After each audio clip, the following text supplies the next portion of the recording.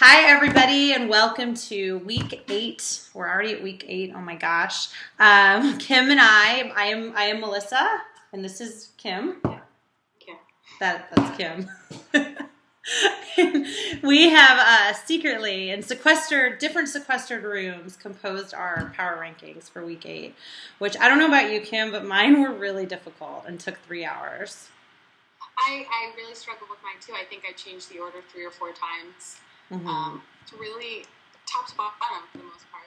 It's not shaping up as obviously as I feel like it should at this point. But. Yeah, and we have talked about this before, but just like parity. I mean, we always talk about parity, of course, but it just seems like crazy parity this year. I mean, last year we had the Packers and the Niners. We've had years where the Patriots or the Colts. There's always been a team that's like, supposed to secure home field advantage, by week 13 or something. And it doesn't, I know your number one team, the Falcons, I guess at this point have the biggest chance.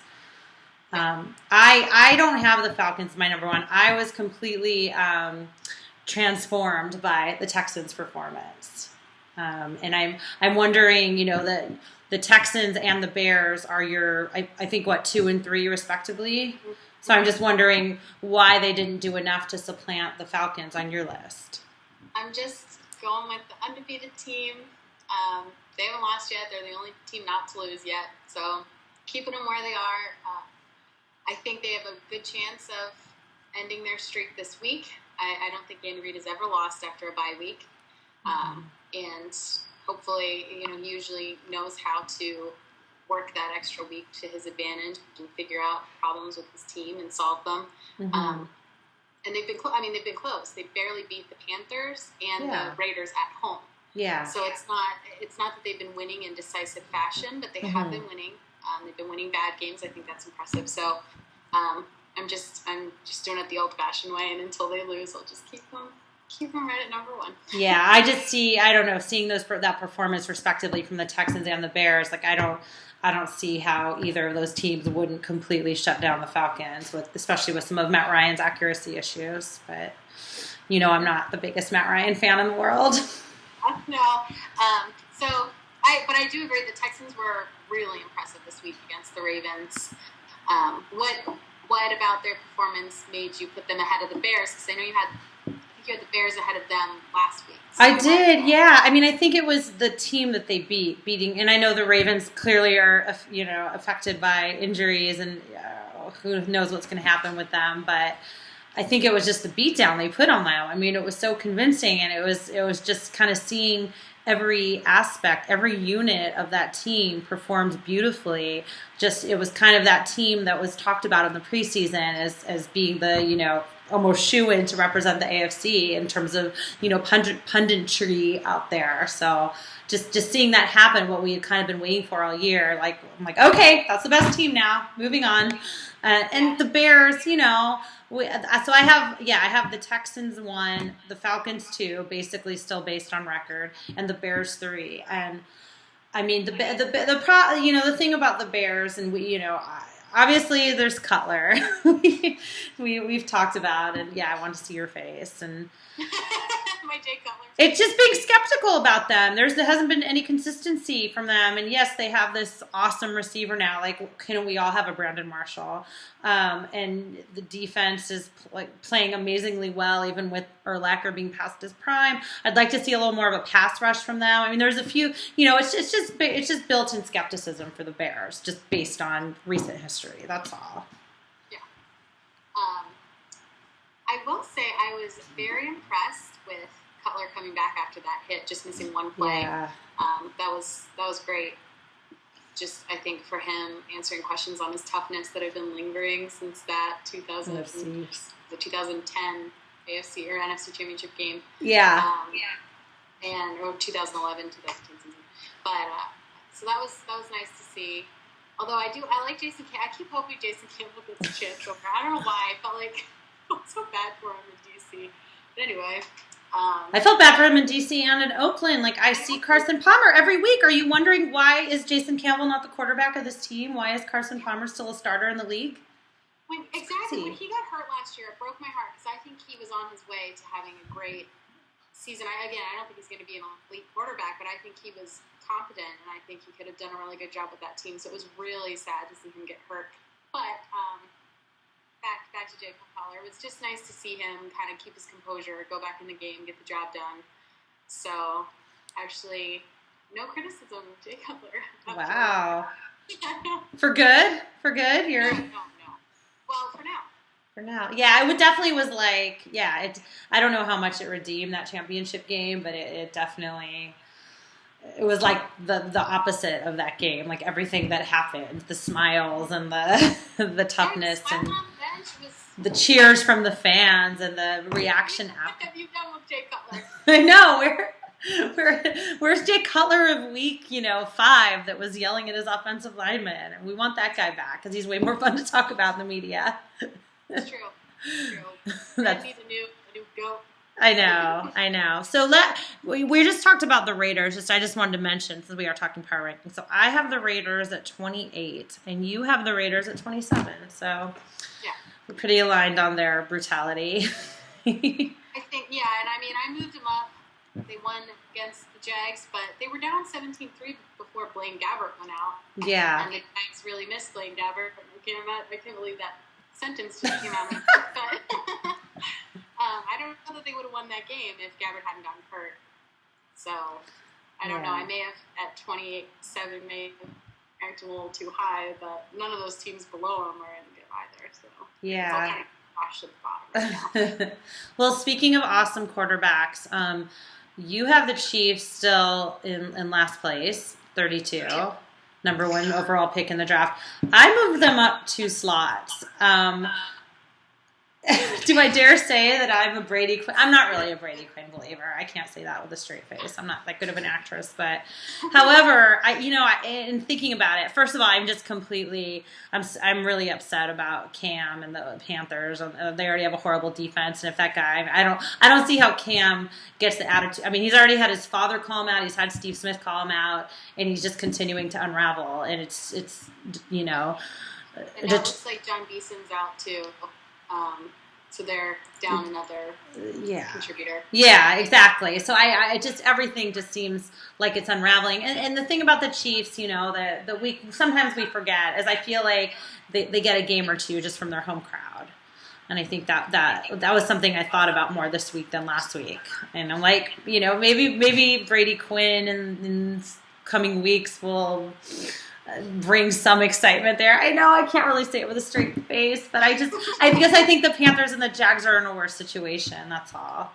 Well, with injuries especially, with the Jags losing MJD for a little bit. Yeah. And then also, who knows how long Gabbert will be out. He hasn't officially we haven't heard anything. We were supposed to get the second opinion, weren't we? Mm-hmm. Which we just don't have yet. Yeah, I haven't seen anything about it. I could be remiss, but and then the Panthers just injury crazy. I think the reason I have the Chiefs at the bottom still is just the drastic decline in their defense. That it's just shocking how poorly their defense is played. So I mean, they shut Joe Flacco down, but it looks like that's no large task anymore. I know, poor. Which if he's the best quarterback in the NFL, what's everybody else doing? Yeah, it's hard. You look at the Panthers. I mean, there's just some really awful defenses out there. I mean, there really, really are. I mean, the Bills are near the bottom. I mean, I have them at the Bills at 26. You have them at 28. I think that's largely due to their defense. I mean, they let Chris Johnson run almost 200 yards last week. Chris Johnson too. I know. Like, who lets Chris Johnson run on them? I mean, I know. Even the Steelers alone get to triple digits. But I thought the Bills were massively disappointing. I mean, they've got 2 great running backs. And they can't get their offense going. Or get their offense going consistently enough to beat the Titans. Yeah. Anyway. Yeah, it's sad when you have the kind of run defense that anytime anyone has a spectacular performance, it's always because your defense was terrible and not because they're actually a great running back. Yeah. Although I will say I don't think he's going to put up 200 every week, but it has with like Chris Johnson's improving as the season goes along. So we'll see. Which wasn't difficult considering where he started, but that's true. So I am curious to see what happens in the coming weeks with him. It looks like the Titans are starting to feel a little confident. They won a couple in a row, and I can't imagine what's going to happen when Jake Locker comes back. I can't fathom taking on Matt Hasselbeck because he's playing fine.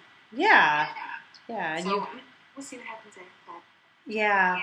I'm trying to look through. You moved, I think probably your biggest change, and mine may have been as well, but let's start with you. You moved the Saints up 7 slots to number 20. I did. I moved them around. I think they were the team that I moved around the most. Yeah. Because for as great as that offense looks, which it looks awesome, that defense is awful. It's awful. So bad. It's so awful. Bad. I know. And even down the stretch last week, even the Bucs defense managed to get that crucial stop to down the stretch, and we're in a position to tie the game. So obviously, they're going to face stouter defenses down the stretch. Their schedule starts getting a lot harder in the coming weeks, and they're going to face better defenses. And they're a case of Drew Brees. It needs to be a shootout every week. They need to physically outscore their opponents, put as many points on the board as possible. And that it's just not a great place to be. So I moved them up because their offense, just by virtue of their offense compared to the teams below them, that are struggling in multiple phases, let's say. So that's why I put them there. But I don't. It's going to take a little bit more to move them up above 20. Yeah, I moved them up 5 slots. They're my number 18, and it's crazy to think that Drew Brees. I'm trying to remember the exact numbers, like 311 yards and 4 touchdowns at halftime or something like that. It's more like a little over a quarter. Yeah. The game started off ugly. Yeah, that's so true, and that's almost not enough. Like, that's crazy. That is crazy to think that, you actually need to put up 450 yards and 6 touchdowns to secure this game for us. Against a middling defense, the Bucs haven't been phenomenal on defense this year. Yeah. I mean, they showed signs at the beginning. I was actually really high on the Bucs defense, particularly in fantasy, because they are, they have good, or they have traditionally had good takeaway numbers, and they started to. But yeah, they're definitely coming back down to earth as they've shown recently. I moved your Steelers up. I moved them up from 19 to 13, and you had to have moved them up. Yeah, I moved them from 16 to 12. Okay. 16 to. Right? Did I do that? Yeah, I mean, how are you feeling? I mean, you have them 1 slot below the Ravens. How are you feeling kind of about that? The AFC North right now. So the Bengals are not the best measuring mark. Yeah. But I was really impressed with how the team responded, both on a larger scale with all the media scrutiny after the abysmal Titans loss. Missing running backs, missing linemen, still missing Troy Polamalu, and getting down 14-3 early in the first half. Oh man, that drive when Lamar Woodley picked off that botched pass. Up until that point, I was like, holy heavens, this is it, they're done with the season. So the larger scale with the media scrutiny, and then the smaller scale of that game itself, being down 14-3 on the road where they've struggled this year, and being able to tie it by the half. And actually getting their running game going for the first time with all backups. It was great. Protection was wonderful. It was so it was great to see the way they all responded, and also Ben himself. But he's never been one to make mistakes and then languish in them. He has a very short-term memory when he's playing football, which is crucial. Yeah. Had some pretty boneheaded mistakes to start the game, but turned it around, got it going, got the offense moving. And then for the defense to force 4 out of 5 3-and-outs down the stretch, again on the road, was big. Especially with Andy Dalton and A.J. Green, they've been averaging for massive plays every game, and lots of yardage, touchdowns, and he had 1 touchdown. He had 1 reception, was for a touchdown, but even that... that was only, 7-8 yards or something? It wasn't like one of those big plays they've had. Taylor, if he had been half a second sooner, was in a position to deflect it, and I was really impressed with how he turned his game around after the previous week. Yeah. That being said, I don't want to scoot him up too high because RG3 is coming to town. RG3. Yeah, not looking forward to it. I think it's a tough place to play, Pittsburgh, so I'm curious to see how he does. And Dick LeBeau's never lost to a rookie quarterback before. Really? So, yeah. But I don't think there's ever really been a rookie quite as diverse and crazy good as RG3. So I think it'll be an interesting week. But that's why I moved him up because, again, they looked really good. Mm-hmm.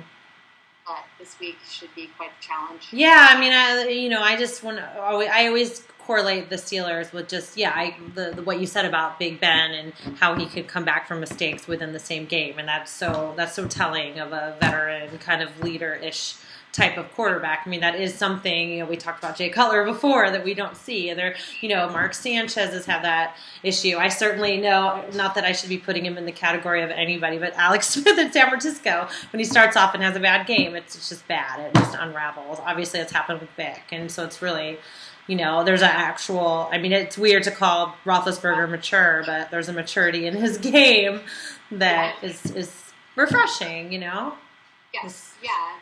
I mean, it's balanced with a dash of recklessness here and there. Well, yeah. Hello, motorcycles. I'm trying to see who else that we have. I moved my 49ers. I shouldn't call them that's a terrible thing. I moved the San Francisco 49ers, who I have no opinion about other than these power rankings, up 2 slots. And you kept them at 5. I had them lower. 5. They won. I noticed you tweeted about this during the game, but have they forgotten that Vernon Davis exists? Yeah, that was awful. I mean, it was one of those things where just sort of the defense coalesced again after the Giants massacre. And, if they don't use Vernon Davis, if they don't use him properly, they're basically screwed. I mean, this is...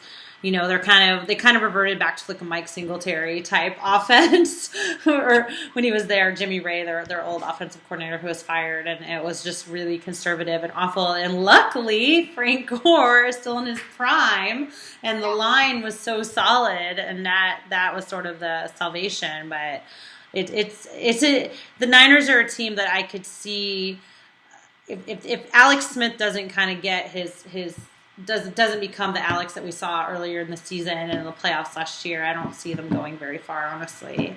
I see a lot more losses.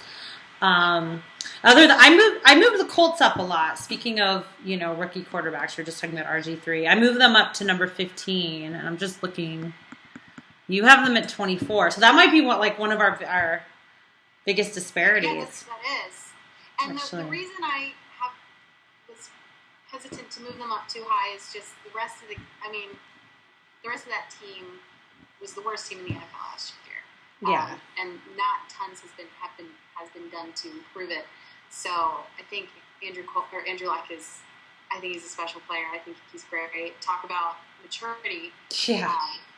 He's someone who, as a rookie, makes mistakes but that was one of the hallmarks of his career at Stanford, was being able to just wipe clean any errors that had been made earlier in the game.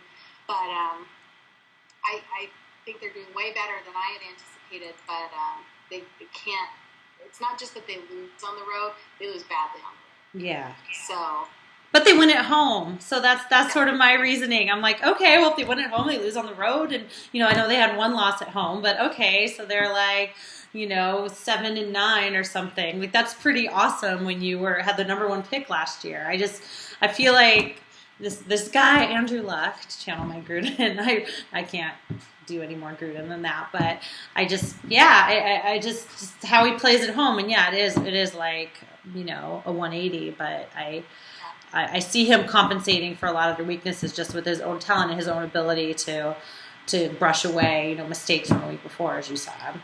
Yeah, I mentioned it in the rookie report card this week, but he had 2 rushing touchdowns this past week, and Donald Brown, their starter, has one all season. He's been out the last 2 games, but that's kind of taking a glaring hole in their game, the rushing game, and he's not even that phenomenal on his feet. He's better than average. Yeah. He's not an option quarterback. So just that he's taking that role on and finding success. He's a special player. Yeah, he's not scared to run. That's nice. That there's a lot of quarterbacks out there that are scared to run, obviously. So I think that should just about do it. We'll see how this looks next week. I'm looking at our rankings right now and just thinking that we could, in theory, just throw them all up in the air and they could look completely different in a week. But I agree, and I think that may be what I do next. We'll see how these games shake out, but I may just pick names out of a hat. Yeah, I think I'm going to have my 19-month-old son just pick names too, and they'll probably be more accurate than mine. Yeah. So, all right, well, until next week.